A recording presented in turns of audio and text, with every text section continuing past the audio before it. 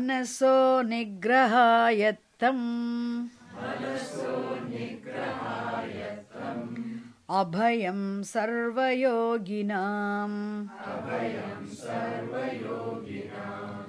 दुःखक्षयः प्रबोधश्चापि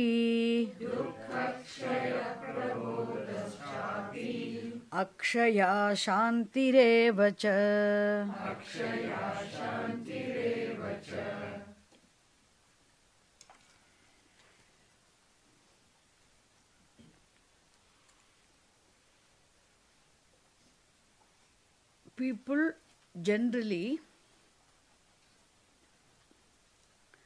People who are given to the study of the Vedanta Shastram are people who are mumukshavaha, who have burning desire for freedom, moksha, which means even the desire for moksha and thereby the commitment to the pursuit of moksha is possible only when people understand what moksha is.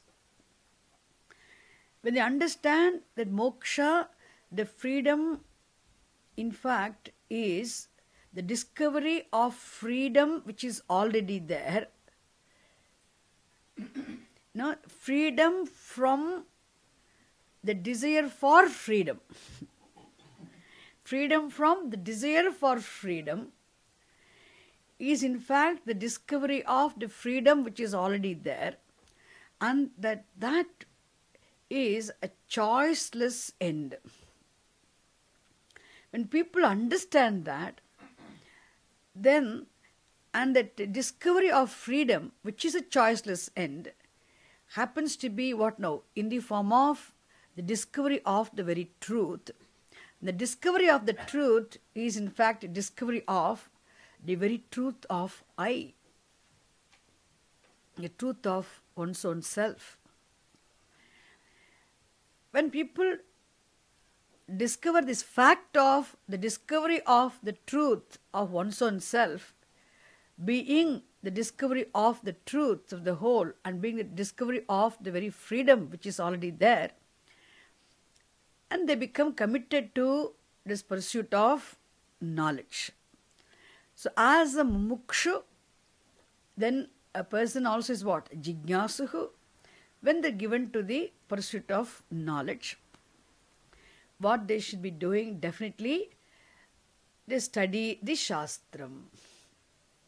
Why? They know in the context, Shastram is the only pramanam, the valid, authentic means of knowledge. So Veda Anta Shastra study they do with the help of the competent teacher regularly, systematically, consistently, with all commitment, for a length of time. They do that, and we call it Shravanam, isn't it? Shravanam. So this Shravanam people do, and Shravanam itself will give one what will bless one, should bless one with the knowledge. Mere listening to the Vedanta Shastram systematically, regularly, consistently, constantly, with the help of a competent teacher for a length of time, not hunting after teacher, mat after matam, no, like that, without undermining any other institutions also, without taking anything. You see the teaching and you be with the teacher and you study systematically. And that Shravanam itself in due course of time should bless one with knowledge. What knowledge? Knowledge of the truth. A knowledge of the truth is what? Knowledge of one's own self, real self. The knowledge should take place. Someone should bless one knowledge.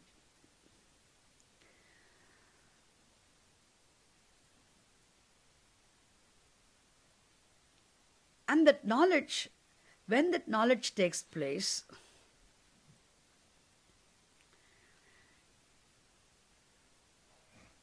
as a result of that knowledge, twofold things happen. What does the Atma Jnanam do? You need not do anything for moksha. All that you need to do is you need to discover your own self, which is already there, which you already know you are. But in discovering this self, they'll be discovering what do we mean by freedom? What is actually moksha? So what does this self-knowledge do? It should bless everyone with the twofold benefits. First thing the self-knowledge gives is the benefit of the self-knowledge is clearly, doubtlessly seeing one's real self being pure awareness, which is free from the 3 bodies, 5 layers of personality, and the bondage caused by those bodies, the problems of those bodies, and the problems pertaining to the associations connected to those bodies. All those, one becomes free from. Seeing oneself, seeing the actual real meaning of the word I being awareness. Endowed with the body, endowed with this subtle body, gross body, living in this world as an individual. Relatively, I am an individual in this world. This incomprehensibly, inexplicably vast cosmos. As an individual, being entered this body mind sense complex, I am a part of the whole. But absolutely, I am the whole. I am part of the whole. Physically, subtly, intellectually, emotionally, I am part of the whole, but absolutely I am the whole. This is a fact. It is not a cock and bull story. It's a fact. I am the whole is a fact. This vision must become very clear. I am the whole means what is I for you then? That I am the whole. I itself am the whole means what is I there? There for you, there is no I. It is typically saying wave is water. Similarly, I am the whole means I am awareness. I am consciousness. And what does consciousness have to do with the gross body or subtle body or the mind or the emotions or the problems of the body mind sense complex? All the connections, associations connected to the body mind sense complex, what does the consciousness have to do with? Consciousness is absolutely ever free. It doesn't become free. Okay, after knowledge does not become free, isn't it? Self is nitya mukta swarupaha, ever free. I, the self, am awareness, which is nitya mukta, ever free from the 3-fold bodies. Sthula sukshma karna sharirad vyatiriktaha, avasthatraya sakshi. You see the meaning really. Don't simply mechanically memorizing and saying, isn't it? Satchidananda Swarupaha. No, awareness, free from these 3-fold bodies. So, being endowed with the bodies, enjoying the bodies, living in this world as an individual, still one can have what now? The cognitive shift of I and resolve it have it resolved in the awareness. One can see, I am awareness free from the threefold bodies. Not to say I am not the body. It's not to say that. Not for saying, I am awareness free from threefold bodies. If this vision is very clear, that being endowed with that vision is what? Is the primary result of the benefit of self-knowledge.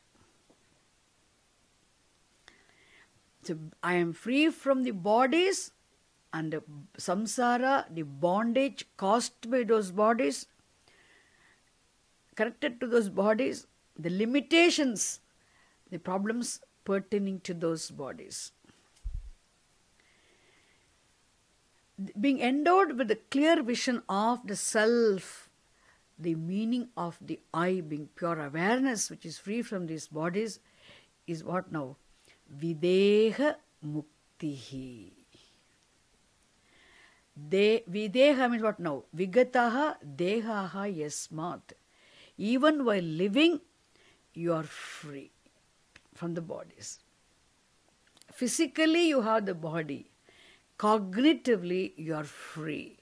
Relatively, you have the bodies. Absolutely, you are free from the bodies. Is the absolute vision of being free from the bodies. Understand? This, the one who is endowed with this vision is Videha Muktaha. Jivan Videha Muktaha. Okay, while living, he is free from what? This is called Videha Mukti. Generally, we say, for an ordinary person who studies the Shastra, who understands, when this wise person is the one, when he is alive, he enjoys Jivan Mukti. He's, and after the death, he attains Videha Mukti. We hear people say, Videha Mukti, he becomes not assuming the body, not being born again, thereby becoming free from mortality, is what? Through the knowledge of the self being immortal is attainment of immortality, the saha nilai adaidal, which is called Videha Muktihi generally, isn't it? But here, for a wise person enjoys Videha Muktihi even when he is alive. Understand? Enjoying the Videha Mukti means what? Reveling in Videha Mukti, freedom from the sense of having the bodies, isn't it? Is it clear now? This is the first benefit. So what if we have this? So any wise person is a Videha Muktaha. He has a body, but still he is a Videha Muktaha. Know why? He is free from the three bodies. How he is free from three bodies? I am the body is not there. Notion is not there. I have bodies also is not there. I am endowed with the bodies, the notion also is not there. Understand? I the self am awareness which is free from the bodies and the problems. This is what now every wise person is Videha Muktaha. Enjoys his Videha Mukti. Okay? But what happens? This vision of the self being awareness which is free from the bodies and their problems and the limitations entertains the mind which is the absolutely mature mind. We always ask, we talk about the personality development. Wise person's personality is the absolutely developed personality. it cannot develop anymore. So absolutely developed personality means what here? Absolutely mature mind. What is that absolutely mature mind? Who can have such a mind? That is the transformation which takes place on the part of the mind as a result of being endowed with this vision of the self being free from all the three bodies. That condition of the mind of a wise person, which which obtains after or the wisdom, is it that mind? We say that is the absolutely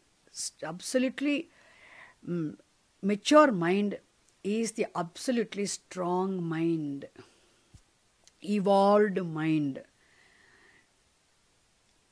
Is it clear? Which means, that is the second, the transformation which happens on the part of the mind is the second benefit of the self-knowledge.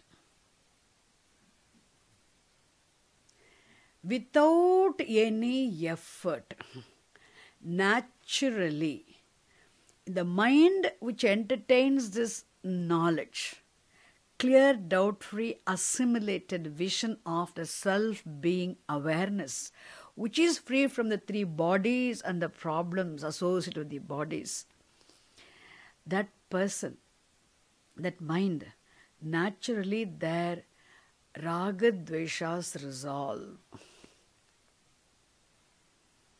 Jealousy resolves. Fear resolves. My first thing is what? The fear resolves. The sense of insecurity resolves. Where is the sense of insecurity? Where is the fear? Where is the anxiety? Fear resolves. First thing happens is what? Fear resolves. Because all the wrong notions about the self have gone. Along with the wrong notions have gone the sense of insecurity, the fear, jealousy, hatred, anger, raga, dveshas, they all resolve. That mind is what now? Light mind, burden-free mind, strongest mind. Not only that, all these go, and naturally what is there is compassion, accommodation, there is love, there is warmth, there is kindness, all this, which means the asuri sampat, the demonic traits resolve, the divine traits remain. Not by effort. No, I need to be kind. Need to be kind. There is naturally kindness, naturally compassion. This natural expression of fullness, which is love. So naturally comes this transformation. Such a mind is said to be the strongest mind, mature mind, most evolved mind. Is it? That mind. And entertaining such a most mature, evolved, mind, wherein the asuri sampati is resolved, daivi sampati is there, divine traits are there. Such a mind, entertaining such a mind is called Jivan Mukti. Got it? You see subtle difference. What is Jivan Mukti? What is the first benefit? What is the byproduct of this? First benefit is what? Second thing. Okay, that is, we say Jivan Mukti.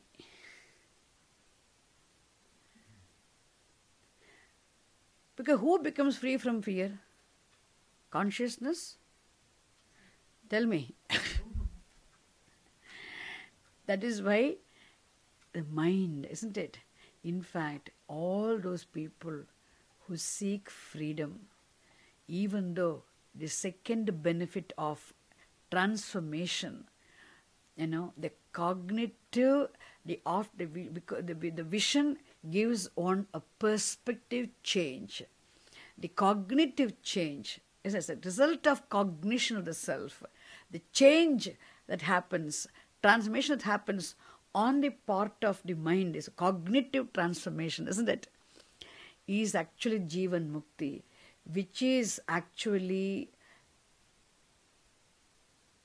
sought after by the people in general.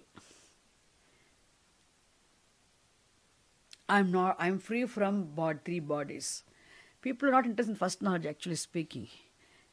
People are actually interested in the second benefit of transformed, strengthened, strong, evolved, mature, light, free, burden-free mind, which is Jivan Mukti. Is it clear? Now, therefore, people are given to the study. Okay, we are mukshavaha, we are jignasavaha, and then we are aspirants, seekers. We are given the study of the Shastram. We have the teacher, we have Shastram, we also study with Shraddha. Therefore, the knowledge also takes place, but still the knowledge should result in twofold benefits, isn't it? The twofold benefits. Knowledge takes place. Listen to the class, I understand everything, but I don't seem to enjoy the benefits of self-knowledge. Why? There is no difference, there is no variation, there is no gradation in terms of knowledge which take place, isn't it? But in enjoying the benefits of knowledge, which mean the results of knowledge, Videha Mukti or Jivan Mukti. Now you hope you remember very well what is Videha Mukti, what is Jivan Mukti, isn't it? It seems it's not there, not happening.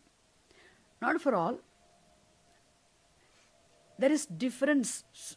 Even though same teacher, same teaching, same effort, but still there seems to be difference in the enjoyment of benefits of the knowledge. Why?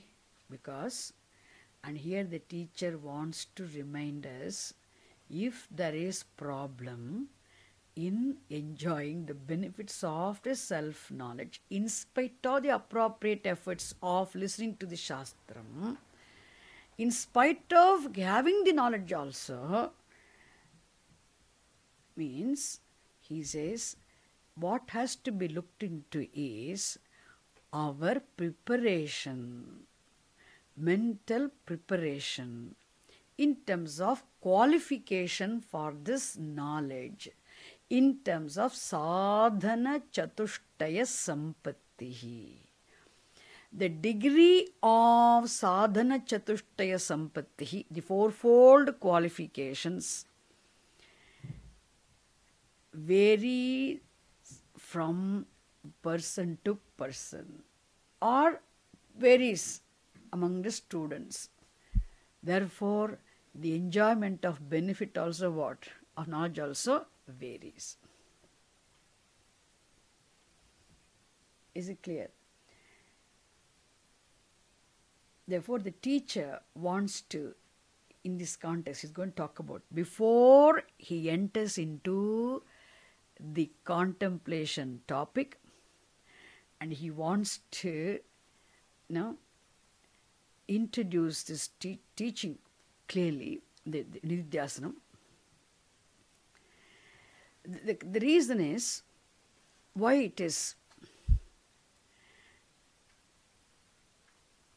If a person, as a mukshu, as a jignasu, when a person is given to study of the Shastram, if he is endowed with all fourfold qualifications in a adequately, he is absolutely perfectly qualified student, means Shravanam itself is enough. The Shravanam itself will bless one with knowledge. Clear, doubt-free, assimilated vision. Then that knowledge will also what now result in the enjoyment of benefits of Videha Muktihi and Jivan Muktihi. You can enjoy both the benefits. I am the awareness free from the three bodies and all those no. And then what now? The transformation of the mind also. That person can become the person of the strength. No, unshakable strength. Whatever happens, nothing can shake that person. Because everything he can see it as mithya. That, the real strength. So that emotional strength. So intellectual vision. Vision is intellectual. Okay? And strength is what? Emotional. Cognitive, emotional. Both benefits are there for the person who is adequately qualified, who has Sadhana Chatushtaya Sampatti, the fourfold qualifications.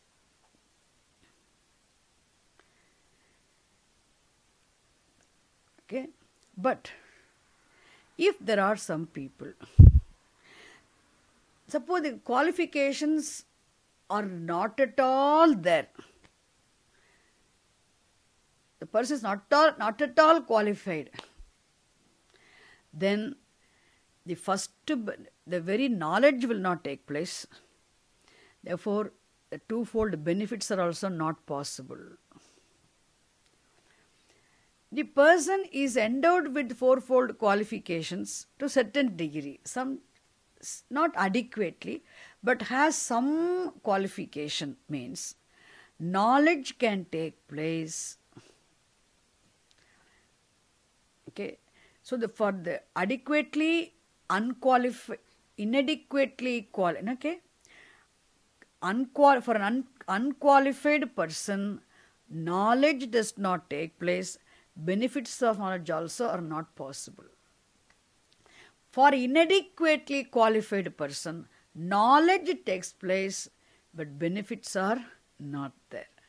For the fully qualified person, knowledge takes place, benefits are also there.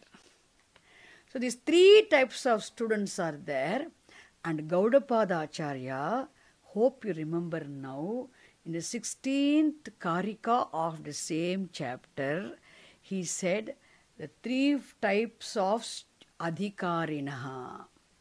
Hina adhikari, madhyama adhikari, utkrishta adhikari. So we can otherwise say what now? Manda adhikari, adhama adhikari, hina adhikari means, okay, totally unqualified. But aspiration is there for knowledge and moksha. That is a good thing, isn't it? That is the good qualification. Then, inadequately qualified, madhyama adhikari, a mediocre. Adequately, properly qualified, uttama adhikari. Now we have to be true to ourselves here. So we have to see which category we belong to. Not to compare ourselves with others. Not to see again smallness should not be triggered. Isn't already we have problem of smallness. Again, he's more qualified. I'm not. It is not at all. It is generally to know the problem. So we have to make all possible efforts to get ourselves equipped for this wisdom and enjoy the benefit of this wisdom. Isn't it? Therefore, for Adama Adhikari, what should he do? An unqualified person means what? He has now somehow apatata jnanam is there. Therefore, somehow he understood the fact what? Moksha is a choiceless end. Choiceless. If I miss it, I have to come back again and again. Therefore, choiceless end. Therefore, knowledge is what now? Knowledge is the sharanam, jnanam, sharanam gacchami. Knowledge is the only, because the whole samsara is, no, it's all misconception, isn't it? So all I need is what now? Correction of error, for which I need only knowledge, nothing else. Moksha is, knowledge is moksha. So I had to be committed to the pursuit of knowledge. Therefore, I have what now? I have aspiration for knowledge. I'm an aspirant, a spiritual aspirant, a spiritual person, but still zero qualification. Then what should such a person do?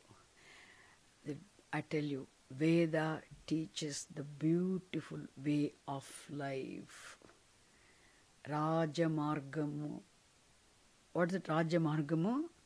The royal path laid where you can have a journey, comfortable journey, a spiritual journey. Isn't it? You can progress from ignorance to knowledge, bondage to moksha. What is that? Living a life of karma yoga, following Panchamaha Yajnas, and living even religious life should be what? The worshipfulness, prayerfulness, and conformity to dharma, and in a proper attitude, and living a life the karma yoga is a must. He must focus on that alone. He need not waste his time running after sannyasis or teachers. Really. Focus on living one's life of karma yoga. But this person should do Shravanam or not. Shravanam must be done along with the Shravanam. But focus need not be much on Shravanam. Along with the Shravanam, one should focus definitely on living a life of karma yoga. Very, very important, because Shravanam is for him to be able to live a life of karma yoga. Now, being given to Shravanam will help him all the time to remind himself of the importance of living a life of karma yoga. Therefore, Shravanam, even the Vedanta Shravanam will not function as a jnana yoga for him, will serve as a karma yoga. Okay, Vedanta Shravanam is also not for knowledge initially, for him to be able to live a life of karma yoga, therefore for preparing his mind for knowledge. Living a life of karma yoga is for him to become qualified with with this fourfold requirements. Is it clear? Therefore, karma yoga is a must. Otherwise, even if a person has aspiration for knowledge, because he understands, jnanam is the only means of moksha. At the same time, every time he goes and sits in the class, Vedanta teaching is not at all appealing. Doesn't appeal. It sounds very impractical. He's not ready here. What is this? And then that's why slowly people drop also. Vedanta people drop means, always tells you, we really, a teacher who has real vision will not worry about this. The student comes, happy to teach. Does not come also, no complaints about any student. No way. We understand. There's no regret, there's no, understand? Let the child come back one day. Because it doesn't appeal. not ready. And all that is taught here sound very impractical. What is this? All is this only Brahman? Only Ishvara? I have a new job. I have got to earn more and think of the problems at home. What sort of situations I'm facing, daughter's life, son's life, mortgage problems, all of so many other things, and social environment, other commitments, neighbors, hedge of fence or what sort of problems, all sorts of problems, tax. Oh my God, lots of, again, the blood report every time comes, pressure goes up. Doesn't come down, isn't it? So, and then even the free medical service available, National Health Survey, still very always tension about what will be the result. Understand? When all these things, Aham Brahmasmi, Advaitam Brahma, all this here is Brahma. So Vedantic, in what way does this teaching help me to resolve my day-to-day problems? Financial, social, economic, all sorts of problems we have in life. What does it contribute? I have to still work hard to sort out my problems. There's no connection between Vedantic wisdom and day-to-day problems. It is of no use. Even though I understand somehow moksha is a choiceless end, imagine people who do not have Purushartha Nischaya. Having Purushartha Nischaya, having the value of knowledge, even in spite of making effort to attain the knowledge, in spite of making efforts to attend the class, somehow we drag hours. At least Rupal's cake will be there definitely. We should not miss it. Some entertainment is there. In spite of we go there, but still what happens is, it is not practical. There's many people, the way Madhavi smiles, I can make out what she thinks in her mind. Vedanta class is more for fun and socializing, not for it is not at all practical. If this thinking is there, you can understand Adama, Uttama, Madhyama. Where should you put him under which category? You know that. I don't want to say that.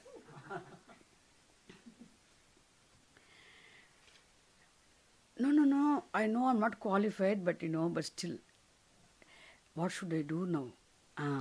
That is the good question, isn't it? Live now.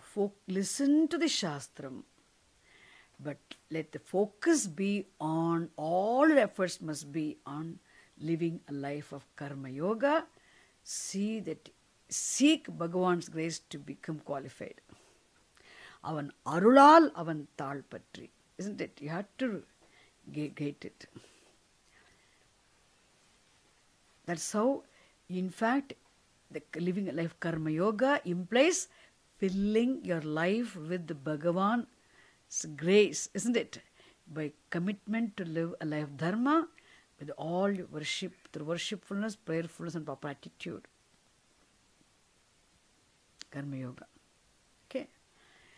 Okay. Then we'll come to other person.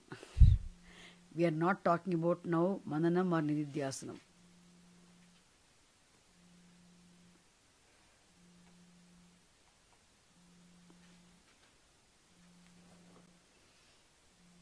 Okay.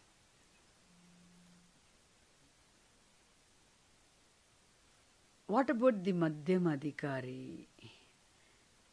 He is not totally, so the Adhamadhikari cannot have both. So now what he should do? Karma Yoga. What about the Madhyama Adhikari, who is neither unqualified nor properly totally qualified, but who is inadequately qualified? At least for this person, Vedanta is very appealing. It's not that there's an appeal or anything. Vedanta is very appealing, and he thinks, no, Vedanta wisdom, knowledge is liberating, he knows. Then this person makes efforts, he studies Shastram. For him, knowledge takes place. But knowledge, benefits of knowledge, the transformation in the form of, the mental transformation, which should reflect in his day-to-day life, that doesn't take place. That is why people at home or friends also will say, what is the use of studying Vedanta Shastram? I see this person attending Vedanta class for 40, 30 years and his behavior is the same. There is no change whatsoever. That does not mean the person is not gained knowledge. The behavior doesn't reflect in the Vedanta. The mind must have changed, isn't it? Then it will reflect in his behavior. Which means the mind has not changed because the mental transformation has not, emotional transformation hasn't taken place. Isn't it? Which means the understanding is there, everything is very clear. This person can go and take other class for other people also. The very clarity is there, understanding is there, but assimilation is not there.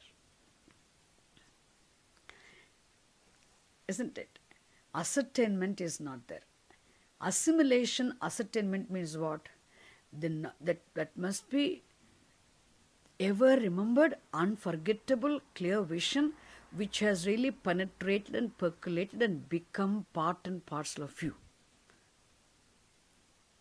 You don't lose sight of that vision. Then the transformation is possible. And that is what is real Jivan Mukti.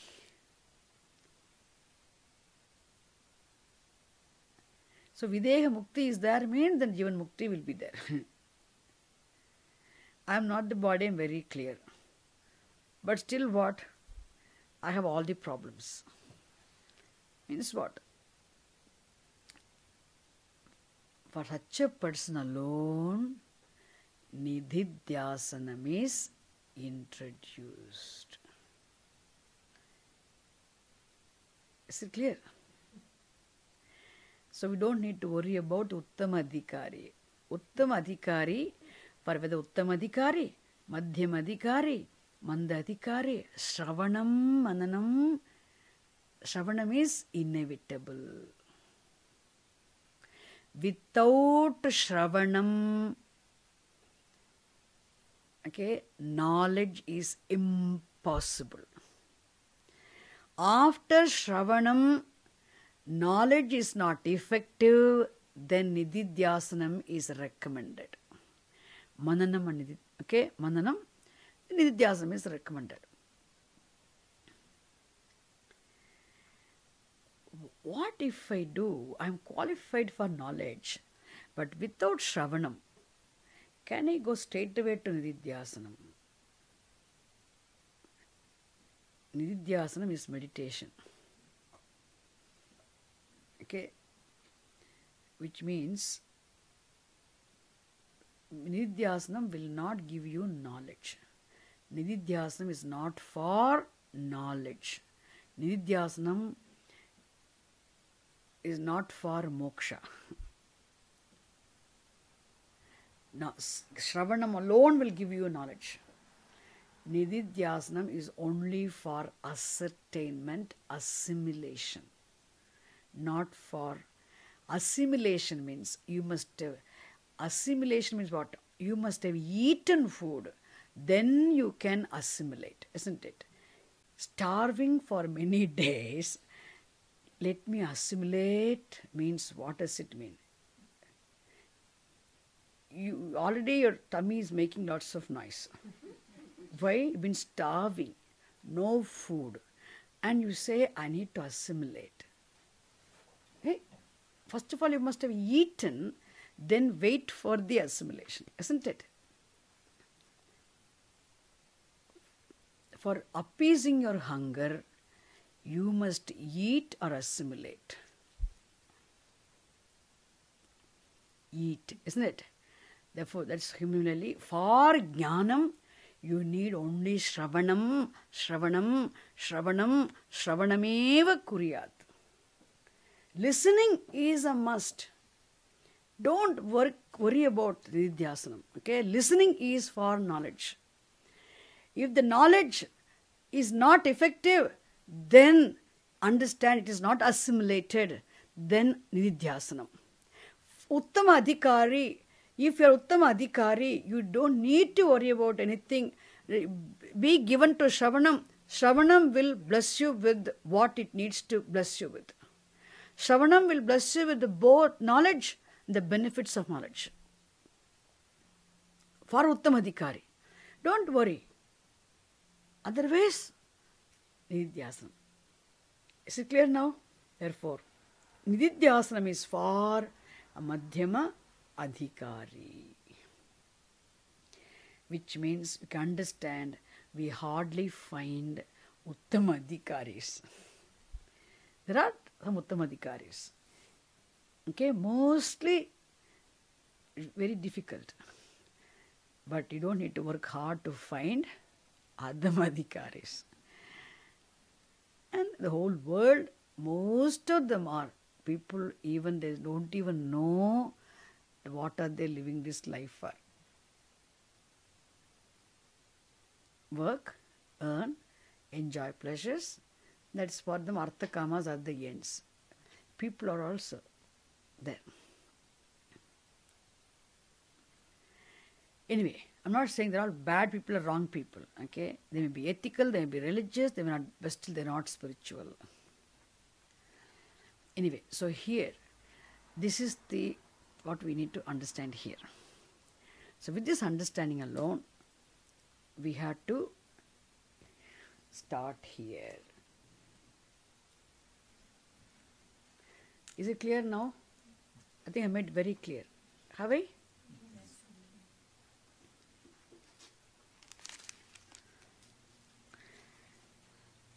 Now you know very clearly what is Jivan Muktihi, what is Videha Muktihi, isn't it? Manaso nigrahayattam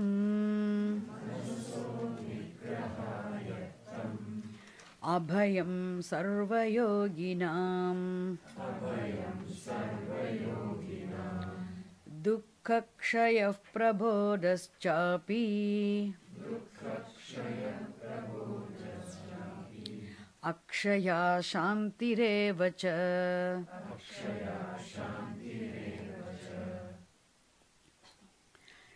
See in the second line, see that word prabodhaha. Prabodhaha means what? Prakarshena bodhaha.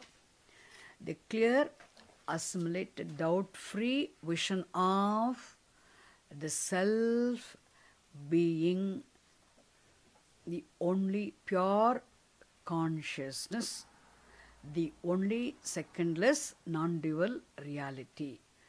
That is knowledge, isn't it? Prabodhaha. It is the knowledge. It's the first benefit of this self-knowledge. That knowledge, isn't it? Then,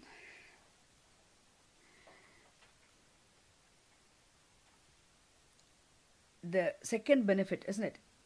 What happened? He says, the benefits of knowledge. The result of knowledge.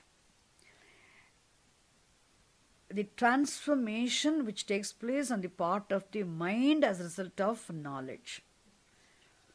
That abhayam. See the first line? Abhayam. Abhayam means what? Fearlessness. Security. Abhayam means the freedom from insecurity. Freedom from sense of insecurity. Fearlessness. Abhayam. There's no fear. Fear resolves. What effort do you need to make to chase the fear away? Fear resolves. There won't be fear. Afterwards, there won't be fear. There won't be insecurity. Then, dukkha kshayaha. Once the fear is gone, I tell you, the insecurity is the source of, or a sense of insecurity itself will result in always pain, then they will resolve dukkha kshayaha, elimination of sorrow for good. All forms of pain, there won't be hurt, guilt. Hurt resolves, guilt resolves. There's no guilt, there's no hurt, there's no pain, sorrow, different degrees of pain, sadness, sorrow, grief, all resolve. Dukkha kshayaha. Where does it happen? In the part of the mind. The vrittis are not there. Then, third one, shantihi, akshaya shantihi. Shantihi is adjective is what? Akshaya shantihi means what? Akshaya shanti means everlasting, absolute serenity, tranquility, peace. Nothing can disturb the serenity. So calm, non-disturbable peace is what? Is that Akshaya Shanti. You are peaceful, quiet, calm, serene. A small situation can really shake you, isn't it? Water happens what? Nothing shakes. Situation can be worst situation, but still you can be internally, inner leisure can be maintained, isn't it? Sakshaya Shanti. This is possible only if there is that sense of freedom, the self being free from these material bodies. The I sense must have been resolved in that awareness cognitively. That is there, then naturally, effortlessly, there is fearlessness, there is absolute serenity, tranquility in the part of the mind in terms of peace, and there is no such a thing called hurt or guilt or any degree of pain, sorrow, dukkha kshayaha. So, prabodhaha is knowledge, which implies the first benefit, and the other three words imply second benefit. Okay? Is it clear now? Second, what are the three words? Abhayam, dukkha kshayaha, akshaya shantihi. These three are mentioned here, which also implies what? Then, if there is no fear, there is no sense of insecurity, there is no guilt, no hurt, means no raga dveshas are also not there. There is no hatred, then there is no jealousy, there is no smallness, there is no jealousy, there is no anger. Then what is there then? All opposites. All Daivi Sampat fills the mind. Compassion, kindness, love, understanding, accommodation, agitationlessness actually. All those, that is what serenity we say. That is the mind. This is second. Very subtle difference, isn't it? This mind you can't earn. Understand? You can't earn this mind. Knowledge is the only thing. It is the clear vision of self being free from the material world, material bodies. Then the mind can enjoy that. That is Jivan Mukti. Is it clear? It's possible. So he says, for whom these two. Now two we have learnt now. Prabodhaha, number one. Number two, Abhayam Dukkakshayaha Akshaya Shantihi, second benefit. Is it clear now? These two benefits are possible. For whom? Sarva Yoginam. For all those who pursue knowledge. For all those who seek knowledge, the truth, the seekers of the truth, for them it is possible. All these three, are dependent on something, based on something. What is that? First he says, Manasaha nigraha. Now, ayattam means dependent, based on. So these two benefits of knowledge, the knowledge and the benefits are dependent on manasaha nigraha. Abhayam, prabodha, abhayam, dukkha kshayaha, akshaya shantihi, or ayatam, dependent on manasaha nigraha, for all the seekers. Manasaha nigraha means what? Mental discipline. So mano nigraha, one word implies, stands for all the fourfold qualifications. Purinjiducha? Manasaha nigraha means just the mental, don't say mind control, okay? Mental discipline. That mental discipline implies what? All the fourfold qualifications. See, adequately prepared, qualified mind is mentioned by the word manasaha nigraha. No, adequately pure, serene, steady mind is what? Properly disciplined mind. So manasaha nigraha means what? No, the proper discipline of the mind. Okay. So all these two benefits of knowledge are dependent on the properly disciplined mind, or disciplining of the mind. And that proper disciplining of the mind means what? Properly qualified mind.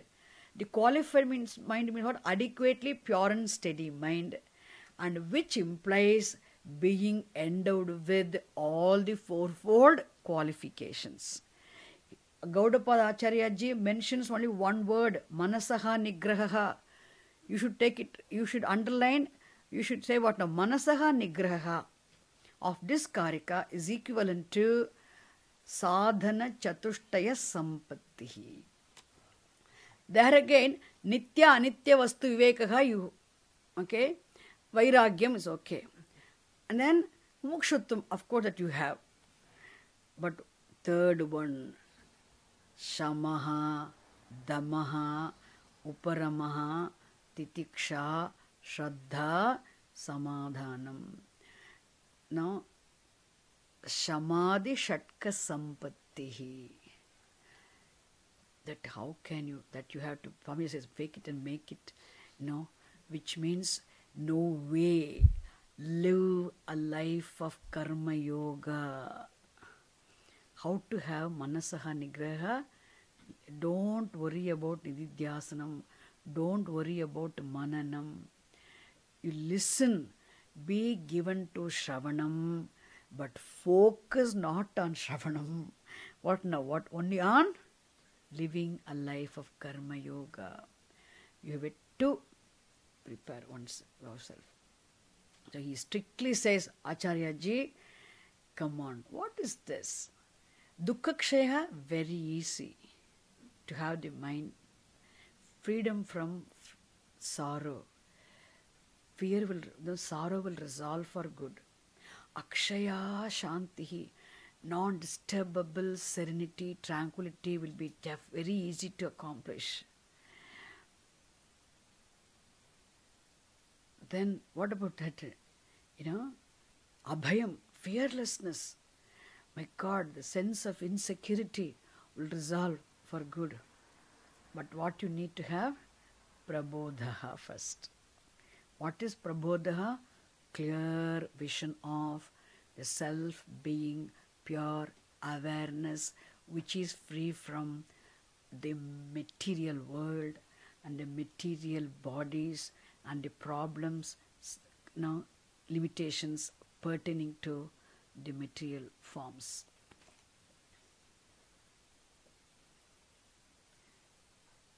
Understand? This is dependent on what? Manasaha nigraha.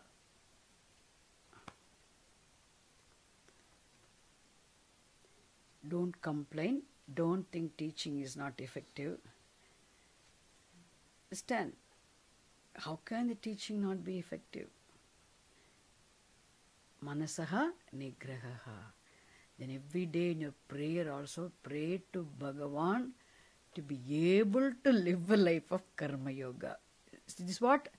Understanding one's limitation and weakness. And to sort out that particular thing, you have to make special efforts. Hemoglobin is less, and doctors give you suggestion. Eat this, eat that, iron deficiency, and eat that, eat this. Similarly, what is lacking in me, I have to focus on that particular problem, and I have to sort it out, and I need to do the needful. I also need to pray to Bhagavan to bless, pray, seek Bhagavan's grace also. Pray, work hard, seek Bhagavan's grace through prayer. So somehow you will become qualified. This is for the Adhama Adhikari. Only one word he tells. Manasaha nigraha. I am not elaborating on Karma Yoga and other things, because Mandukya Upanishad students means advanced. So you are supposed to know lots of things. Then, now, the next verse he brings is very interesting verse. I won't want to talk, don't worry. I won't. Actually, my actual idea was to do a long session today, because I had not told him before, I didn't do it. But next interesting he gives, how long will it take for me to prepare my mind for knowledge? No? It may be difficult, but still, it involves how much effort? He says, imagine if a bird goes, the story also comes. Suppose, imagine if the bird has laid eggs under the eggs, and that place is filled with water. So flooded, the place gets flooded in the water. The bird wants to, there's an ocean, okay? And the bird wants to empty that ocean. And the poor little bird, with a small little beak, and taking the cup made of leaf, and coming, and then, it really, takes the water and pours out. Okay? Why? The bird is trying to empty the ocean. How? By it spills, takes the water and pours it out with what? With a small leaf. With its beak. How long will it take? I'm not saying it doesn't take very long, but the effort involved, what an amount of effort is involved on the part of the bird. If it happens to, so much effort is involved. The effort, which means there must be consistency, there must be perseverance. Living life Karma Yoga means what? Perseverance must be there. The knowledge also requires what? Whatever difficulty is there must be hard, the perseverance must be there. When the perseverance is there, then it is possible to earn the grace of Bhagavan also. It seems in Puranas there's a story that bird tried, and then the bird was seeing the bird's effort, genuine, sincere effort, and also it's, not just effort, perseverance. Then it seems the eagle is a Garuda. Vainateya sees, oh, this poor bird is suffering, let me help this bird. The Vainateya, big, elegant, with just a bird of elegant flight, comes down, plucks it water. It dries the ocean just by flapping it. Understand? Which means it has the capacity. Then it seems it got the help. That if we make genuinely effort, then we also have Bhagavan's grace to prepare ourselves for knowledge. But this much he wants to introduce before he goes to the topic of Nididhyasanam. Okay? So we will continue this Nididhyasanam. We'll see next class. Okay? Om Purnamadav Purnamidam Purnat Purnamudachyate Purnasya Purnamadaya Purnamevavasishyate. Om Shanti Shanti Shanti Harihi Om Tat Sat Shri Gurubhyo Namah.